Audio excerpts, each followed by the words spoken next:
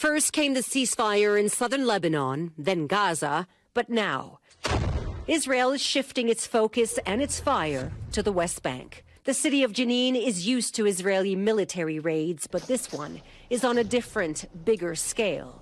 Operation Iron Wall began earlier this week.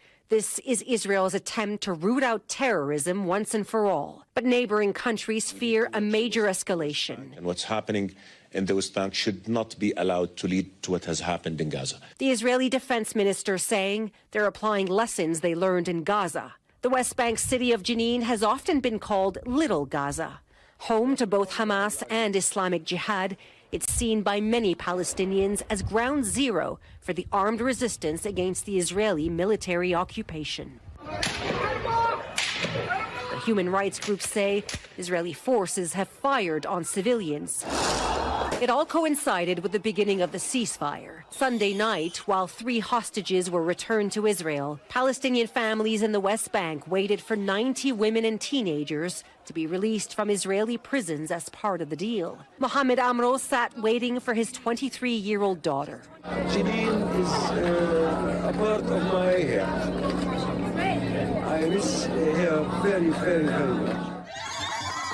13 months and 20 days later, they were reunited with a warning by Israeli authorities. Do not celebrate your release. That didn't stop them. She received a hero's welcome upon her return in her village of Dura. A few days later, we went to see her at home. Jenin was an agricultural engineering student before her arrest. She told us she had never even attended a protest. Israel considers you a terrorist. How am I a terrorist, she asks.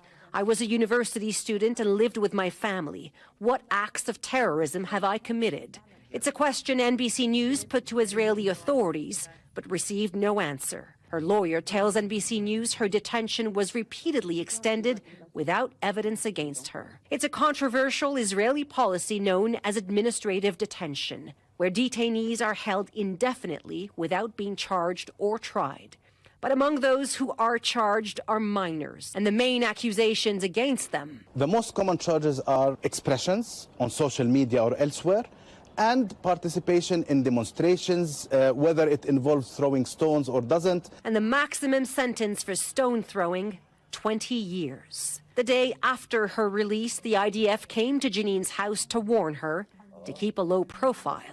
Asked why she agreed to speak to the media knowing she's being watched. Jenin says it's her right to speak up. She also tells us she wants the world to know they didn't break her spirit. Her family, along with many Palestinians, now question what will happen to the West Bank under President Trump, a staunch supporter of Israeli Prime Minister Benjamin Netanyahu and his right-wing government. Many say he helped end the war in Gaza.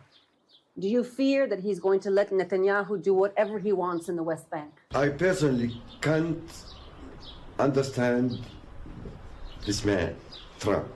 I hope that the world, the people, the nations, that all stay with us to get our rights. Now, in exchange for those 4 female hostages, Israel will release 200 prisoners, among them 120 serving life sentences. They're not going to be released into the West Bank. Instead, they'll be deported to a third country. There will be eventually more high-profile Palestinian prisoners, among them Palestinian leaders, who are expected to be released in the second stage, if we ever get there. Tom. Okay, great reporting. NBC's Danielle Hamajian, thank you very much. Thanks for watching. Stay updated about breaking news and top stories on the NBC News app or follow us on social media. Thanks for watching. Stay updated about breaking news and top stories on the NBC News app or follow us on social media.